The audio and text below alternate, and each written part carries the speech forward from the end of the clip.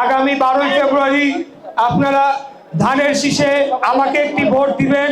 আমি কথা দিয়ে যাচ্ছি, ইনশাআল্লাহ আপনাদের প্রত্যাশা অনুযায়ী, আপনাদের আশা আকাঙ্ক্ষা অনুযায়ী আগামী দিনে আমি কাজ করে যাব এবং এই এলাকার যে সকল সমস্যা রয়েছে সেগুলো নিরসনের জন্য আমি কাজ করে যাব ইনশাআল্লাহ।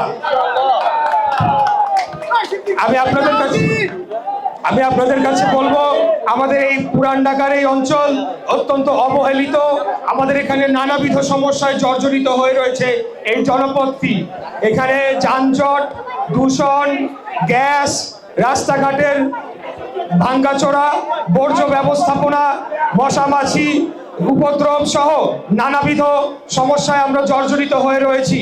আমরা কথা দিচ্ছি, আগামী 12ই ফেব্রুয়ারি আপনারা যদি আমাকে ভোট দিয়ে আপনাদের সংসদ সদস্য নির্বাচিত করে আমাকে দায়িত্ব দেন, আমরা অবশ্যই এই সকল যে সমস্যাগুলো রয়েছে, যেগুলো আমাদের দিনকে দিন আমাদের ভোগান্তিতে এখানে বসবাস করতে হচ্ছে, সেগুলো যেরকম নিরসন করব।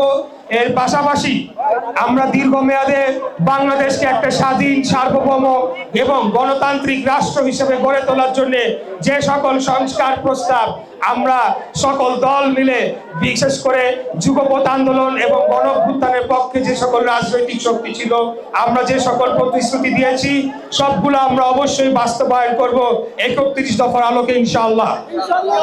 তো উপস্থিত এলাকাবাসী, আরেকটা শেষ আপনাদের কাছে যে অনুরোধ জানাতে চাই যে আমার পক্ষে হয়তো প্রত্যেকটা বাড়িতে যাওয়া সম্ভব নয়, যেহেতু সময় খুব বেশি নেই, তাই আপনাদের অনুরোধ জানাবো, আপনারা যেরকম ভোট কেন্দ্রে যাবেন, আপনাদের পরিবার পরিজন প্রতিবেশী যারাই রয়েছেন, আমার পক্ষ থেকে একটি সালাম আপনারা সবাইকে পৌঁছে দেওয়ার জন্য আমাকে এই সাহায্যটুকু করবেন।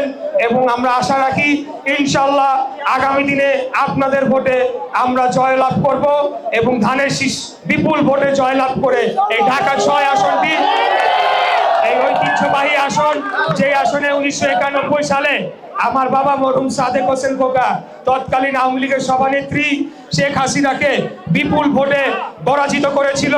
1996 সালে ঢাকা শহরের একমাত্র আসন যেটি ধানের শীষের পক্ষে বিজয় লাভ করেছিল, এই ঐতিহ্যবাসী বৃহত্তর সূত্রাপুর কোতোয়ালি বংশালের এই অঞ্চলের জনগণ, আপনাদের উপর আমি আশা রাখছি, আস্থা রাখছি, আপনারাও একইভাবে আমার উপর আস্থা রাখবেন।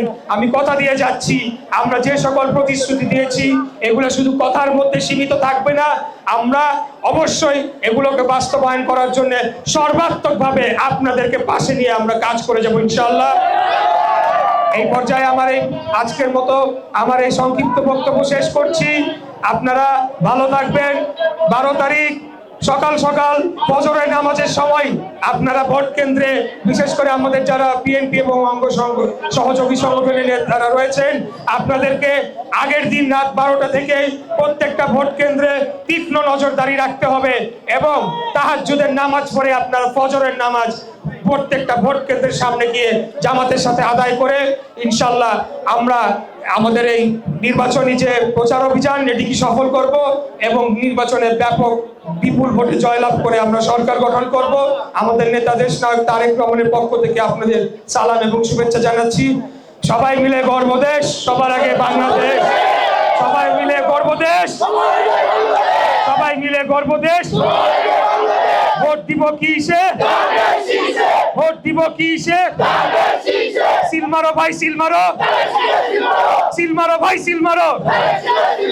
এলাকাবাসীকে বলে যায়, মা বোনদের বলে যায়, এলাকাবাসীকে বলে যায়, মুরব্বীদের বলে যায়, ধানের শীষে ভোট চাই।